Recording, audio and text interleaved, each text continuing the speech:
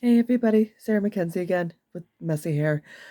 Um, so I decided to do a second video today, and the reason why I figured I'd do this is because I wanted to do another spoiler, and it's not from Casting Shadows actually.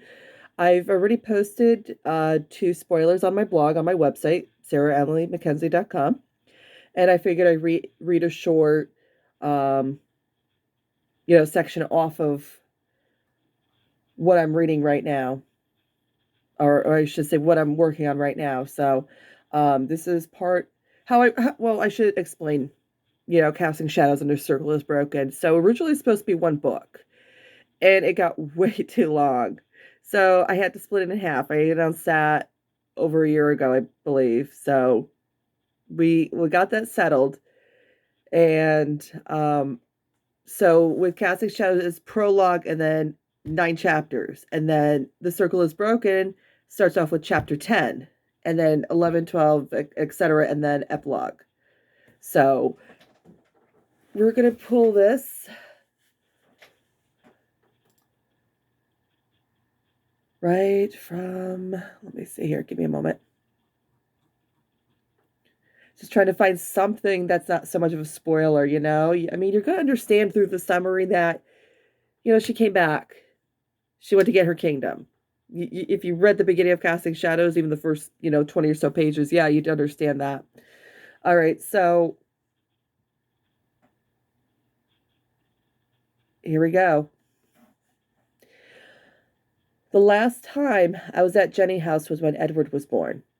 Bittersweet memories overwhelmed me as I held a light to the deserted residence. As I observed the nooks and crannies, I noted that much had not changed since then. Jane's grotesque style remained opulent as ever. Her presence was accented through the artwork she began setting up throughout the corridors. Even her rooms, where her son had been born, were disgustingly rich. It was different when I settled into what was supposed to be Charles's rooms. He had not occupied them long enough to set up decorating, and Jane took no effort to switch out Papa's colors or to clean the dirt and cobwebs.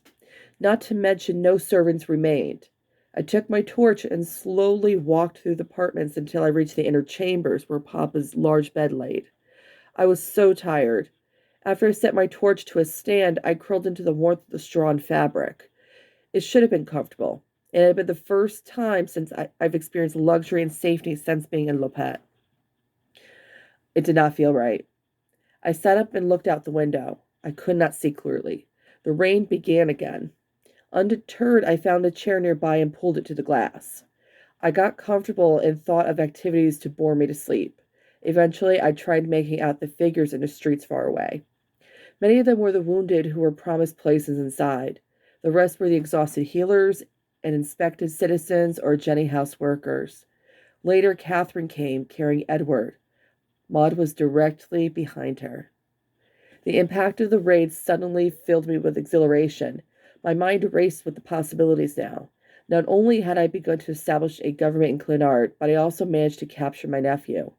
He was a key in this war. He was a symbol of unity, of mercy. He will be my way to get Jane. I had no qualms about using the boy for my own means. What was an heir without putting them strategically on the board?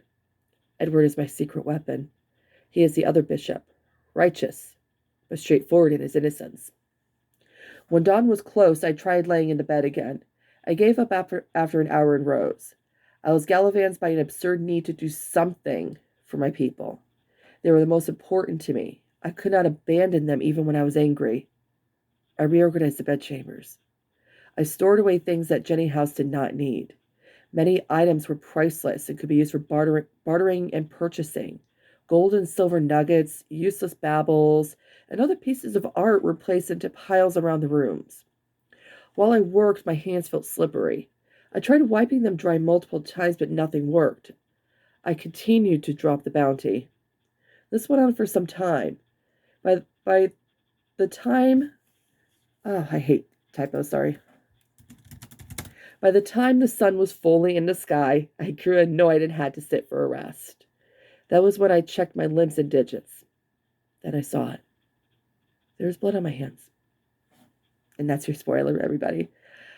I'm not going to answer any questions, so any characters, anything like that, you will find out later. So, just stay tuned for any other spoilers, anything like that. And I hope you really enjoyed both the videos today. I hope you all have a wonderful day.